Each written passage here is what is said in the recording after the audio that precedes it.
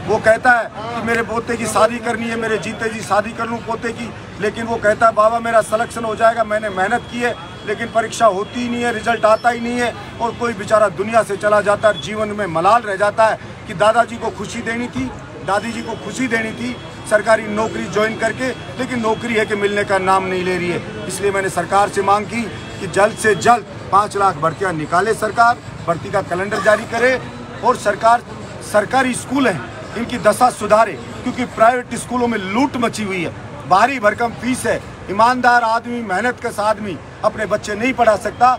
सरकारी स्कूलों की बिल्डिंगें बिल्कुल जर्जर हो रही, उनकी मरम्मत करे, स्मार्ट क्लास बनाए, स्कूल में गार्डन ट्रैक बनाए और एक अच्छा माहौल क्रिएट करे जिससे कि हर आदमी सरकारी स्कूल में पढ़ाए।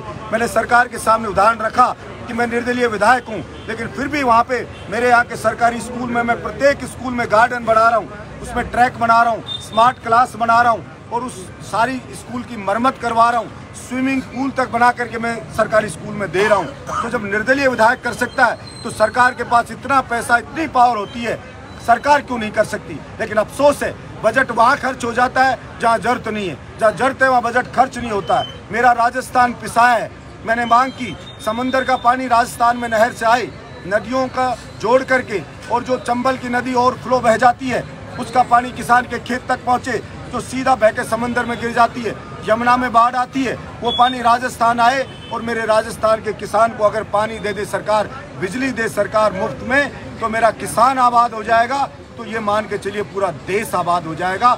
आवारा पशुओं से सरकार किसान की फसल को बचाए, इसलिए मैंने कहा नंदी की नसबंदी करे जिससे कि उसमें ज़्यादा बढ़ोतरी ना हो और किसान की फसल है वो सुरक्षित मिले और MSP के ऊपर उसकी फसल को खरीदे सरकार। यही मैंने सरकार से मांग की है।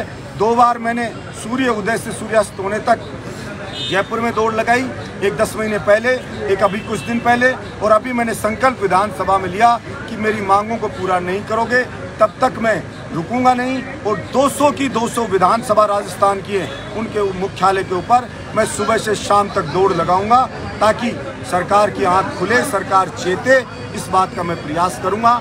अभी मैं यहाँ दौड़ लगाई मैंने, अब मैं जा रहा हूँ जैसलमेर और सूर्य अस्त होने तक जैसलमेर के मार्केट से जाकर के पूनम स्टेडियम में वहाँ पे दौड़ लगाऊंगा सूर्यास्त होने तक। आशा है सरकार हमारी मांगों को गंभीरता से लेगी, सरकार हमारे दर्द को महसूस करेगी और जल्द से जल्द राजस्थान के 36 कौम के जवानों को और यहाँ के किसान मजदूरों को राहत देगी। सर एक बात है, आप विधानसभा में बैठे हैं और विधानसभा में भी ये मांग पूरी नहीं हो रही है, वहीं दूसरी तरफ सरकार ये कह रही है कि संवेदनशील सरकार है, तो इससे सरकार की संवेदनशीलता स्पष्ट दिखती है कि वो कितनी संवेदनशील है। आप विधानसभा में कितनी बार इस मांग को उठा चुके हैं?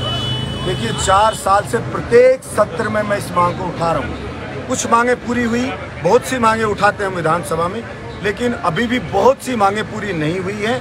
इसलिए लोकतंत्र के अंदर किसी भी तरह से अपनी आवाज़ को मजबूती से उठाना हम सबका अधिकार है। तो मैंने विधानसभा में भी उठाया और मैंने प्रयास किया विधानसभा में भी उठाऊंगा और सड़क पे भी उठाऊंगा, और जनता को भी जागरूक करेंगे और सरकार को भी मजबूर करेंगे।